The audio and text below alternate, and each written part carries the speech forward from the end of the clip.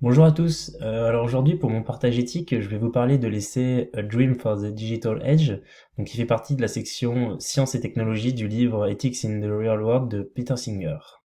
Donc maintenant, pour vous expliquer l'essai en quelques mots, l'auteur commence par faire une comparaison, ou plutôt un lien, entre les rêves de Martin Luther King, donc une personne qui a œuvré pour l'égalité des hommes, qu'ils soient noirs ou blancs, et les rêves de Mark Zuckerberg, qui sont, c'est-à-dire donc de fournir un accès à toute la population mondiale. Donc il a expliqué ça lors d'une interview en 2013 pour CNN. Et donc ensuite, selon l'auteur, il explique qu'il aperçoit, lui, une fracture technologique croissante. Donc c'est-à-dire, il explique qu'il y a 5 milliards de personnes qui vivent n'ayant pas accès à Internet, contrairement à plus de 2 milliards qui vivent une belle vie avec Internet. Donc c'est un tiers de la population mondiale, ce qui est quand même très peu. Ensuite, il explique que Mark Zuckerberg souhaite mettre en place un partenariat avec 7 grandes entreprises des technologies d'information, des organisations à but non lucratif et des communautés locales, sous le nom d'un même projet qui se nomme Internet.org.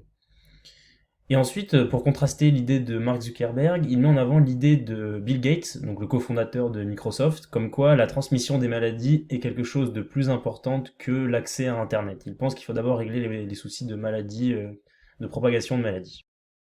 Donc maintenant, on va voir quelques chiffres. Donc d'après une publication de l'Organisation des Nations Unies en septembre 2022, il nous indique que c'est 2,7 milliards de personnes qui n'ont pas accès à Internet et 5,3 milliards de personnes qui utilisent Internet dans le monde. Donc on peut remarquer qu'en 10 ans à peu près, ces chiffres ils se sont inversés. Donc, par exemple, comme je l'ai dit précédemment, c'était plus de 5 milliards de personnes qui n'avaient pas accès à Internet et maintenant on est rendu à plus de 5 milliards de personnes qui utilisent Internet.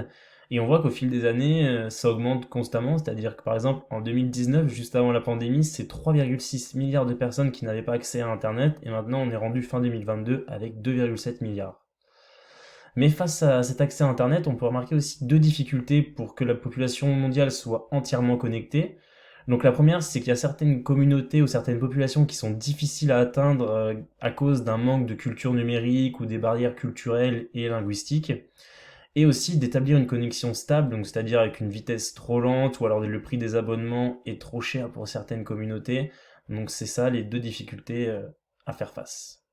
Et donc maintenant, pour finir, je vais vous parler des points que l'auteur met en évidence à la fin de son essai, donc ceux que je trouve le plus intéressant.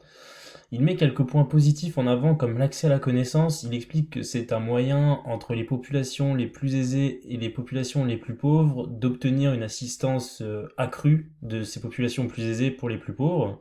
Il explique aussi qu'il va y avoir, ça permettrait une transformation sociale positive, donc le monde, les populations les plus pauvres pourraient entrer avec le monde entier en contact, avec d'autres personnes dans le monde, et aussi ça permettrait de briser la glace sur des sujets difficiles pour les personnes les plus pauvres, parce que faire comprendre à ces personnes qu'elles ne sont pas seules dans le monde à vivre ce qu'elles vivent, comme par exemple sur des sujets comme l'homosexualité, où il est parfois difficile d'en parler.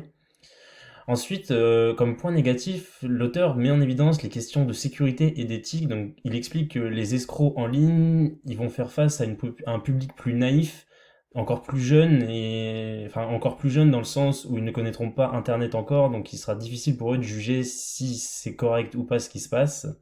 Il explique aussi que les violations de droits d'auteur vont être plus répandues, mais aussi que dans le même temps, ça sera plus compliqué pour ces personnes d'acheter des livres si elles sont plus pauvres, mais quand même les violations de droits d'auteur seront plus répandues.